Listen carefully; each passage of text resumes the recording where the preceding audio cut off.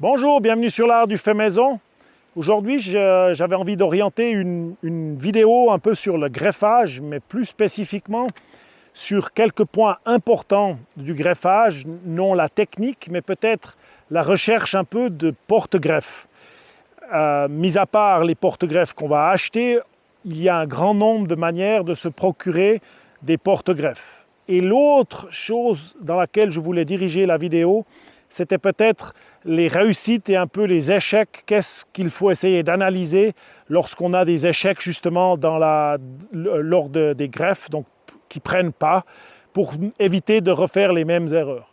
Quand on est sous cette superbe aubépine, il y a 2 ans, j'avais greffé ici, quelqu'un m'avait apporté des greffons de poire, il débarquait comme ça un jour, il a fallu que je trouve rapidement un porte-greffe et on sait que poire et aubépine font bon mariage et donc on s'était orienté directement sur les aubépines.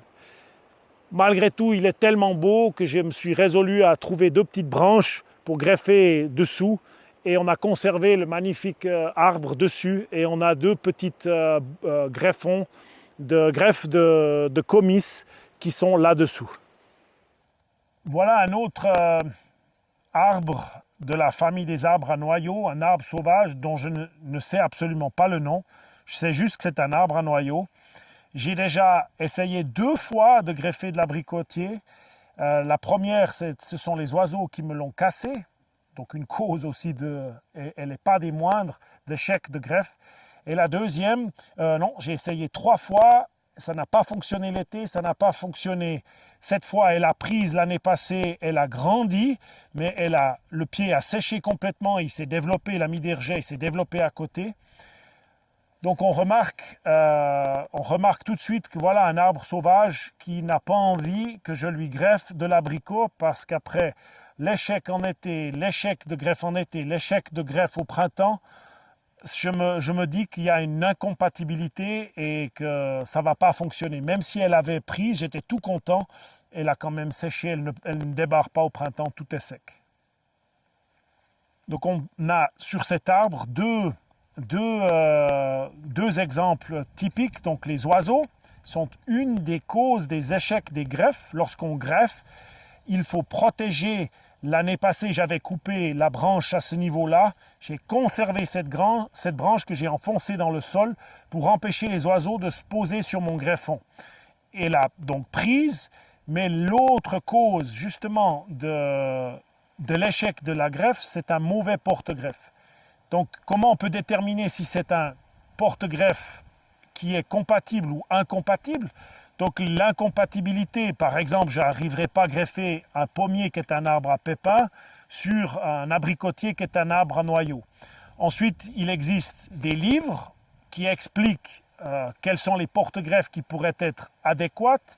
Et heureusement, il y a Wikipédia et Internet qui donnent aussi beaucoup d'informations sur les compatibilités, spécialement pour ce qui est de la greffe sauvage. Lorsqu'on connaît exactement le porte-greffe, c'est-à-dire l'aubépine, on va pouvoir facilement chercher ce qu'on peut greffer sur l'aubépine. On sait que la poire nashi, on sait très bien que la poire toute simple va fonctionner très bien sur l'aubépine. La pomme, on entend du oui, on entend du non. Pourquoi pas essayer de greffer du pommier sur de l'aubépine? Moi, j'ai jamais essayé, j'ai entendu dire que ça fonctionnait, mais ça, c'est quelque chose que je ne ferai pas dans le cas d'une survie d'un greffon. Je n'essaierai pas d'aller greffer sur de l'aubépine.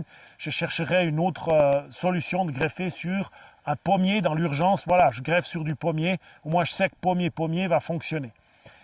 Donc l'incompatibilité des porte-greffes, c'est quelque chose qui est assez important. Il existe une grande liste de porte-greffes.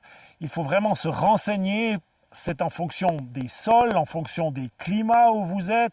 Vous avez un sol argileux, un sol acide plutôt, limoneux, dur. Il existe une grande variété de possibilités d'adapter en fait à votre sol des porte-greffes qui vont porter les arbres que vous avez envie de faire grandir, la taille que vous avez envie qu'ils atteignent, etc.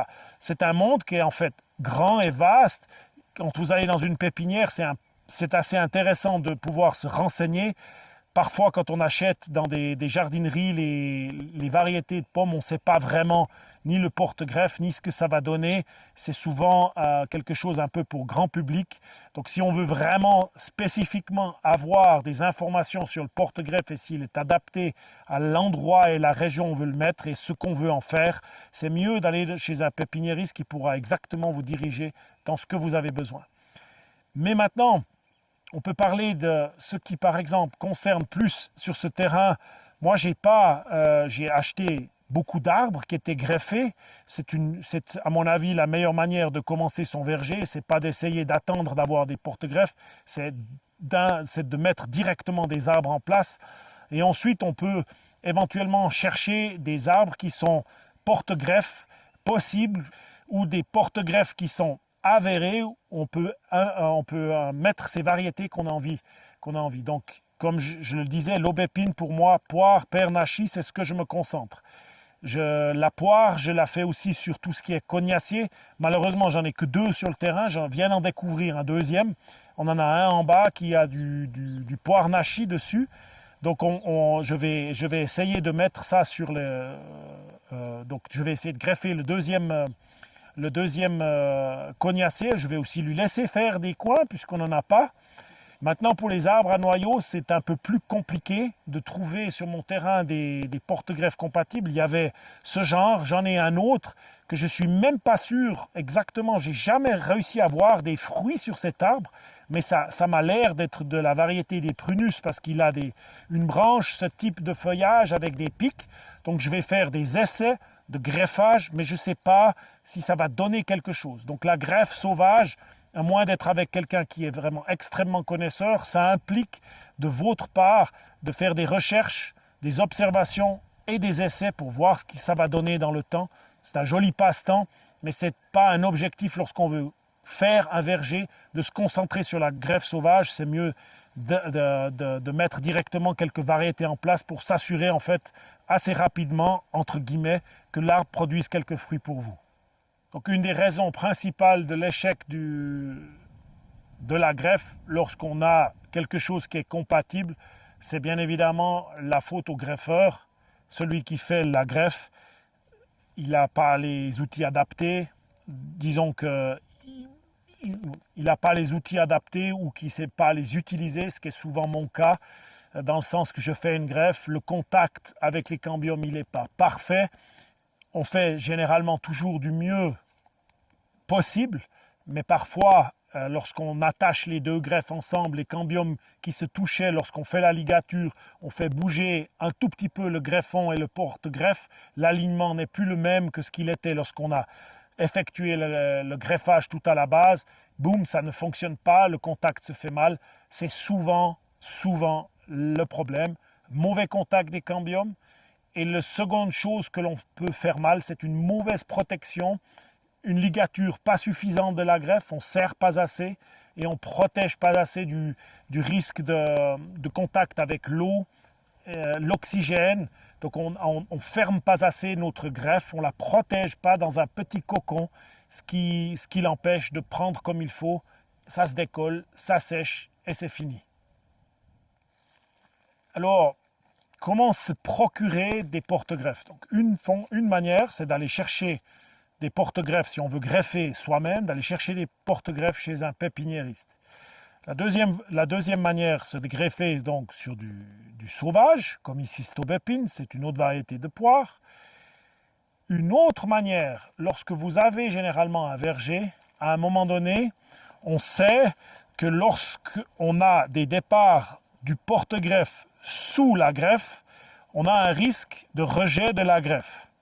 Donc, l'exemple typique ici de cette aubépine qui n'arrête pas de me refaire partir des rejets, je viens plusieurs fois par année nettoyer pour qu'elle ne me supprime pas mes greffes qui sont dessus. Donc ça, je vais tout enlever ces prochains jours, nettoyer tout ça. Mais lorsque vous avez des porte-greffes achetés, vous avez déjà un verger établi, parfois les porte-greffes, ils vous font des petits rejets à leurs pieds. Alors j'en ai pas en ce moment, mais j'en ai déjà eu sur des poiriers, j'en ai eu sur des abricotiers. J'essaye toujours d'aller à la base, de regarder, de creuser un petit peu avec mes mains, de regarder comment ils sont attachés et parfois ils ont un bout de racine. Je les arrache souvent, je tire un peu latéralement, ça vient et soit ça s'arrache, il n'y a pas de racines, je laisse tomber, soit j'arrive à avoir quelques racines et puis je me fais comme ça des porte-greffes. Alors c'est lent, celui-ci je l'ai arraché l'année passée, il repart cette année, probablement que l'année prochaine je pourrai greffer un abricotier dessus, une nouvelle variété, ou comme je l'ai fait déjà plusieurs fois. Une autre manière ou une chose qui peut arriver, c'est que votre arbre, entre guillemets, meurt. Souvent, c'est le greffon, comme ça m'est arrivé sur le cas de l'arbre dont je ne sais pas exactement la variété. Ici, c'est un autre cas. L'arbre greffé sur ce porte-greffe acheté, qui était là, il est mort tout simplement. Un printemps, je ne le vois pas démarrer. Et puis avec un petit peu de patience, j'ai vu qu'il y avait quand même un œil vert juste en dessous de cette partie qui se développait. Et cet œil, il est en dessus du point de greffe qui avait été fait par le pépiniériste. Et ça, c'est la poussée de l'année passée de l'arbre qui est égale à celui que j'avais acheté. Donc je crois que c'est un Stanley. Donc le prunier qui est là-dessus, il va être similaire à l'arbre que j'avais acheté à la base.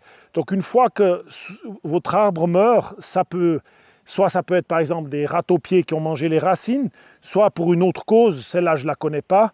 Mais avant de déraciner, il faut voir si votre arbre, il n'émet pas soit un rejet en dessus du point de greffe, dans ce cas-là vous pouvez le conserver, soit en dessous du point de greffe, parfois l'arbre repart et vous donne gratuitement un arbre que vous avez par exemple arrosé, mis en place pendant 3 ans, ce qui était le cas de celui-là, et il aurait par exemple, serait parti à la base, j'aurais conservé cette base puisqu'elle est déjà bien établie, j'aurais par la suite greffé quelque chose dessus pour repartir avec un autre prunier. Dans ce cas-là, je n'ai pas eu besoin. Sur l'agrume, j'aurais besoin de regreffer un agrume, mais ça va très bien parce qu'il y a plein d'agrumes que je n'ai pas. Donc voilà, ça c'est des situations dans lesquelles vous pouvez aussi vous trouver. Évidemment, l'autre manière de procéder pour avoir des porte-greffes, c'est partir d'un semis ou partir d'une marcotte, d'un arbre sauvage. Ça peut aussi fonctionner très bien. L'arbre va s'implanter très fortement dans le sol et rapidement. Ça va donner ce qu'on appelle des francs. C'est très très puissant comme arbre. C'est pour ça qu'il est un petit peu en dehors de la partie du verger. Imaginez que cet arbre, l'année passée, j'ai greffé 2 petits greffons là en bas. Et ça, c'était la pousse seulement de l'année passée. Je les ai taillés, ils faisaient 2 mètres. Donc ça, comparé à ce qu'on a vu sur l'aubépine, après 2 ans, on a quelques brindilles qui poussent, on a des branches un peu chétives sur ce franc qui est vraiment adapté pommier sur pommier. Le résultat, il est quand même incroyable. Alors, je sais que ça va être dur de maîtriser la taille de cet arbre. Dans le cas là, moi j'ai la place, il peut se déplacer, il peut se développer tant qu'il a envie. Ça, je ne sais pas trop comment je vais le structurer, ce n'est pas très important. Mais partir d'un franc, d'un semis, ça va avoir une incidence très très importante sur la force de votre arbre. En plus de ça, lorsque vous avez un arbre, par exemple, si vous partez sur un arbre par exemple un rejet de prunier qui vous donne, ou un rejet de pommier, dans ce cas-là, il y avait 2 branches, j'ai pu greffer 2 variétés différentes.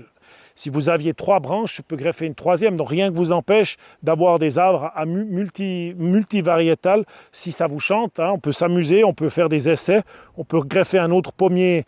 On peut très bien avoir une branche ici avec des pommes, je ne sais pas moi, Pink Lady, et puis peut-être un jour greffer sur une autre branche, une autre variété, Pinova. Si ça vous intéresse, il n'y a aucun souci.